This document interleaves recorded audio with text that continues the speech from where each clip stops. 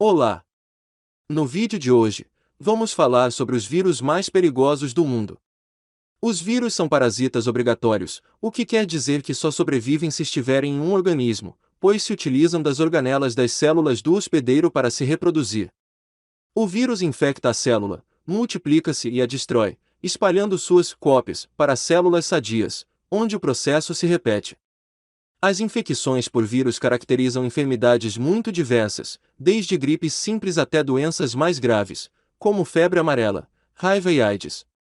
A forma de contaminação varia. Em muitos casos, há um vetor, comumente um mosquito, ou seja, um hospedeiro intermediário que facilita a disseminação da doença. Em outros, o contato com fluidos ou com o próprio ar contaminado funciona como meio de transmissão. Como os vírus utilizam células do hospedeiro para se reproduzir, não é fácil matá-lo, portanto a forma mais eficaz de controlar as doenças virais é evitando seu contágio por meio de vacinas e medidas de higiene. O ebola pode ser aterrorizador, mas não é o vírus mais ameaçador que existe. Também não é o HIV. Confira a seguir os 10 vírus que podem ser mais perigosos para os seres humanos. Vírus da dengue. A dengue é uma ameaça constante. Transmitida por mosquitos, a doença afeta entre 50 e 100 milhões de pessoas por ano. Cerca de 2,5 bilhões de pessoas vivem em áreas de risco de transmissão de dengue e a doença é endêmica em mais de 100 países de todos os continentes, com exceção da Europa. Apesar de atingir regiões turísticas como a Tailândia e a Índia, assim como no Brasil, o vírus representa um problema sobretudo para os 2 bilhões de habitantes que vivem nas áreas ameaçadas. A dengue é causada por um abovírus, vírus transmitidos por artrópodes, que se apresenta em 4 tipos diferentes: DEN1, DEN2, DEN3 e DEN4. Atualmente os 4 sorotipos circulam no Brasil intercalando-se com a ocorrência de epidemias, geralmente associadas com a introdução de novos sorotipos em áreas anteriormente não atingidas ou alteração do sorotipo predominante. O vírus é transmitido pela picada de mosquitos da espécie Aedes que também são responsáveis pela transmissão da chikungunya, febre amarela e zika. A dengue pode ter diferentes apresentações clínicas e de prognóstico imprevisível. Os primeiros sintomas aparecem de 4 a 10 dias depois da picada do mosquito infectado. A doença começa bruscamente e se assemelha a uma síndrome gripal grave caracterizado por febre elevada, fortes dores de cabeça e nos olhos, além de dores musculares e nas articulações. Não existe tratamento específico para a dengue. Os cuidados terapêuticos consistem em tratar os sintomas, combater a febre e, nos casos graves, realizar hidratação por via intravenosa. O atendimento rápido para a identificação dos sinais de alarme e o tratamento oportuno podem reduzir o número de óbitos, chegando a menos de 1% dos casos. Desde o fim de 2015, a primeira vacina contra a dengue foi registrada em diferentes países para ser usada em indivíduos de 9 a 45 anos vivendo em áreas endêmicas ou de risco. A OMS recomenda que os países considerem a introdução da vacina contra a dengue apenas em zonas geográficas onde os dados epidemiológicos indicam um alto índice da doença. Atualmente, a principal forma de prevenção é o combate aos mosquitos eliminando os criadouros de forma coletiva com participação comunitária e o estímulo à estruturação de políticas públicas efetivas para o saneamento básico e o uso racional de inseticidas. Vírus de Chiasanur. Cientistas descobriram um vírus da floresta de Chiasanur na costa sudoeste da Índia em 1955. Ele é transmitido por carrapatos, mas supõe-se que ratos, aves e suínos também possam ser hospedeiros. As pessoas infectadas apresentam febre alta, fortes dores de cabeça e dores musculares, que podem causar hemorragias. A doença da floresta de Chiasanur trata-se de uma febre viral hemorrágica endêmica no sul do continente asiático. Tem como agente etiológico um vírus pertencente à família, na qual também se encontram os agentes responsáveis pela febre amarela e pela dengue. Não existe um tratamento específico para esta doença. No entanto, deve ser realizada uma terapia de suporte, que engloba a manutenção da hidratação e as precauções necessárias para pacientes que apresentam quadros hemorrágicos. A prevenção é feita por meio da vacinação, atualmente disponível, uso de roupas de proteção para indivíduos que trabalham ou que viajam para áreas rurais ou florestas nas quais a doença é endêmica, e controle da população de carrapatos. Em algumas regiões, A taxa de mortalidade pode alcançar 10% dos casos. Vírus machupo. O vírus machupo está associado à febre hemorrágica boliviana. A infecção causa febre alta, acompanhada de fortes sangramentos. Ele desenvolve-se de maneira semelhante ao vírus Junin. O machupo pode ser transmitido de humano para humano, e roedores frequentemente o portam. As pessoas contraem a doença principalmente por meio da inalação de aerossóis, formados a partir da urina, fezes e saliva de roedores infectados. A transmissão dos arenavírus de pessoa a pessoa pode ocorrer quando há contato muito próximo e prolongado ou em ambientes hospitalares, quando não utilizados equipamentos de proteção, por meio de contato com sangue, urina, fezes, saliva, vômito, sêmen e outras secreções ou excreções. O tratamento é de suporte conforme a sintomatologia do paciente. Tem-se utilizado a ribavirina para o tratamento de casos provocados pelo vírus da febre hemorrágica, assim como no vírus de Lassa, sendo mais eficaz quando aplicada precocemente. A letalidade do vírus machupo é semelhante à de outros vírus pertencentes à mesma família como o vírus Junin e vírus de Lassa, sendo de até 50%. Vírus da Crimeia-Congo. O vírus da Crimeia-Congo é transmitido por carrapatos. Ele é semelhante ao ebola e ao Marburg na forma como se desenvolve. Durante os primeiros dias de infecção, os doentes apresentam sangramentos na face, na boca e na faringe. Existe em muitas regiões da África, Oriente Médio e Europa Oriental. São particularmente vulneráveis as pessoas que têm atividade no campo da pecuária, criadores de gado, trabalhadores de matadouros e veterinários. A transmissão dá-se, geralmente, por picada de carraças, carrapatos, mas pode também ocorrer por contato com sangue e outros líquidos de animais ou de seres humanos infectados. Pequenos mamíferos selvagens e gado doméstico são os hospedeiros naturais. A doença cursa em duas fases, pré e hemorrágica. A fase pré-hemorrágica decorre com febre, dores de cabeça e mal-estar geral de início súbito, dor abdominal progressiva, rigidez da nuca e mudança de humor e agitação a que se segue grande cansaço. Segue-se a fase hemorrágica, com início alguns dias depois das manifestações acima referidas, em que se observam pequenos pontos hemorrágicos disseminados e outros sinais de hemorragia. No tratamento, controle da febre. Medidas de suporte físico e psicológico. Dada a gravidade da doença, recomenda-se avaliação urgente e internamento em unidade de saúde capaz de fornecer os melhores cuidados possíveis. A doença tem uma taxa de mortalidade de 20 a 50%. Vírus Junin. O vírus Junin é associado à febre hemorrágica argentina. As pessoas infectadas apresentam inflamações nos tecidos, hemorragia e sepse, que é uma infecção geral do organismo. O problema é que os sintomas parecem ser tão comuns que a doença raramente é detectada ou identificada à primeira vista. As pessoas contraem a doença principalmente por meio da inalação de aerossóis, formados a partir da urina, fezes e saliva de roedores infectados.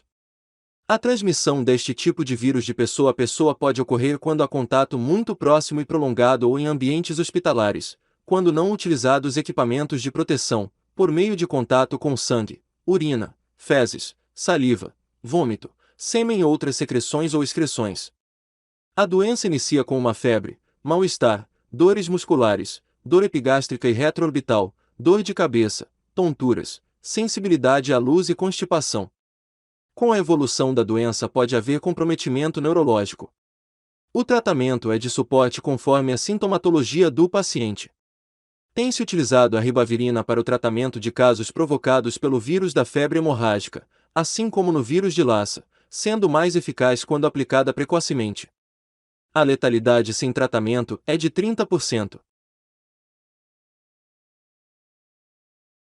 Vírus de Lassa. Uma enfermeira na Nigéria foi a primeira pessoa a ser infectada pelo vírus de Lassa. A febre de Lassa é uma infecção frequentemente fatal e que ocorre principalmente na África Ocidental. Ele é transmitido por roedores. Os casos podem ser endêmicos, ou seja, se o vírus ocorre numa região específica e pode voltar a ocorrer a qualquer momento por ali. Cientistas estimam que 15% dos roedores no oeste da África portem o vírus. Cerca de 20% dos pacientes desenvolvem perda auditiva neurosensorial, na maioria das vezes, permanente. Transmissão. Contato com roedores. Contato direto com urina ou fezes de ratos infectados. Inalação de excreções aerossolizadas de roedores. Consumo de roedores infectados. Transmissão de pessoa para pessoa. Contato direto com sangue, urina, fezes ou outras secreções corporais de uma pessoa infectada. A eliminação viral na urina pode durar até 9 semanas. Transmissão sexual. A eliminação viral no sêmen ocorre por até 3 meses. O tratamento de suporte, incluindo a correção de líquidos e desequilíbrios de eletrólitos, é imperativo. No tratamento da febre de Lassa utiliza-se ribavirina, que pode reduzir a mortalidade em mais de 10 vezes, se introduzida dentro dos primeiros 6 dias.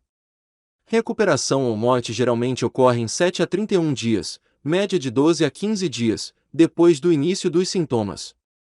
Nos pacientes com doença multissistêmica grave, a letalidade é de 16 a 45% dos casos. A doença é grave durante a gestação, especialmente durante o terceiro trimestre. A letalidade é de 50 a 92% dos casos em gestantes ou dentro de um mês do puerpério. A maioria das gestantes infectadas perde o feto.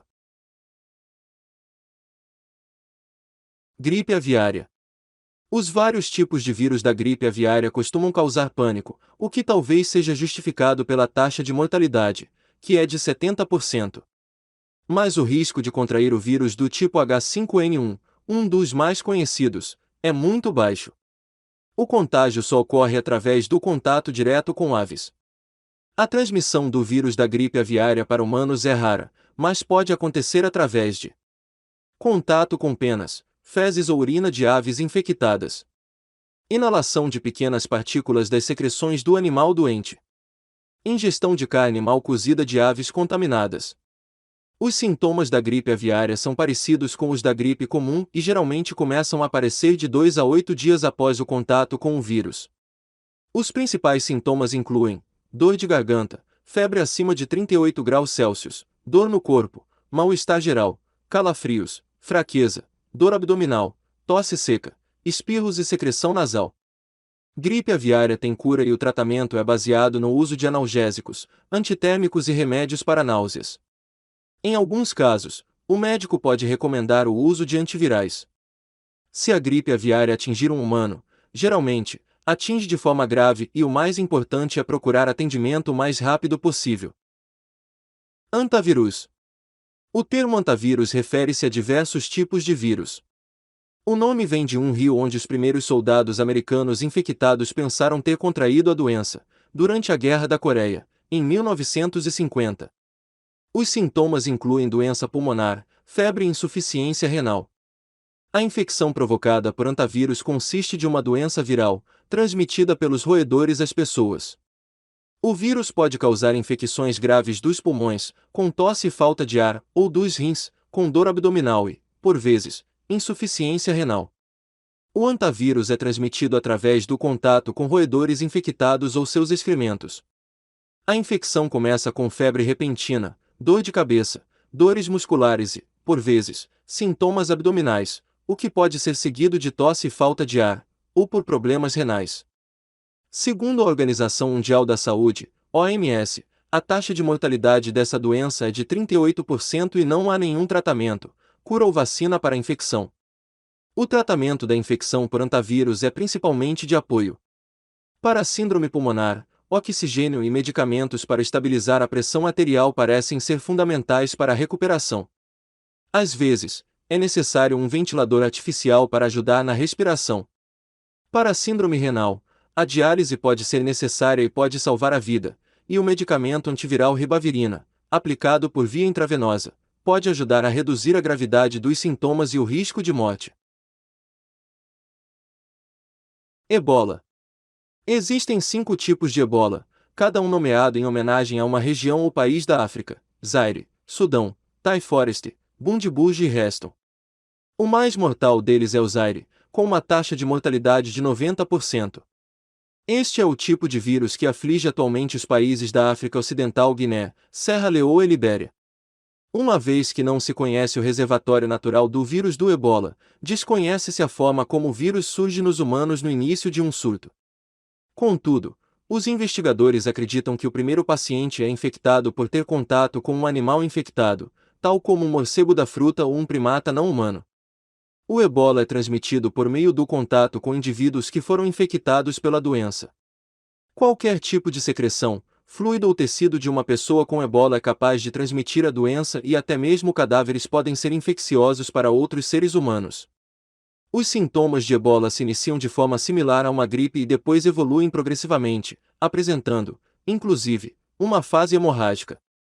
Na fase hemorrágica, a pessoa pode apresentar sangramentos constantes na mucosa da boca, na gengiva e no nariz, além de sangue que pode ser encontrado em locais como o vômito, a urina e as fezes. O ebola não tem cura e ainda não existem vacinas que combatam a proliferação desse vírus. O tratamento do ebola visa evitar que a doença evolua, por meio de cuidados paliativos que envolvem manter a pessoa bem hidratada e afastada do contato com outros indivíduos. As taxas de mortalidade do ebola são altas, mas há casos de pessoas que sofreram da doença e sobreviveram sem maiores problemas. Marburg. O vírus mais perigoso do mundo é o Marburg. Ele leva o nome de uma pequena cidade alemã às margens do rio Lahn, onde o vírus foi documentado pela primeira vez. O vírus Marburg é pertencente à mesma família do vírus causador da febre hemorrágica ebola, o vírus ebola, ambas com alta predominância no continente africano, principalmente na África Central. O Marburg provoca febre hemorrágica e, assim como o ebola, causa convulsões e sangramentos das mucosas, da pele e dos órgãos. A febre de Marburg é transmitida pelo sangue, líquidos biológicos, secreções e tecido humano ou animal infectado. Aqueles que entram em contato com pacientes infectados têm alto risco de contaminação. O período de incubação do vírus que causa a doença é intervalo entre o momento em que a pessoa contrai o vírus e a manifestação da doença é estimado entre 3 e 10 dias. Infelizmente, não existe tratamento específico contra a doença, o que a torna fatal em grande número de casos, 50 a 90%. Os tratamentos de apoio, combate à desidratação, tratamento empírico para infecções associadas, e de conforto podem ser úteis. A única forma de prevenção existente é o isolamento dos doentes e a utilização de trajes específicos para aqueles com risco de contaminação. O que você achou da nossa lista com os 10 vírus mais perigosos do mundo? Deixe nos comentários a sua opinião sobre o vídeo, e nos conte qual vírus você acha mais perigoso. Obrigado por ter ficado até aqui, e continue acompanhando nosso trabalho. Ficamos por aqui, até o próximo vídeo.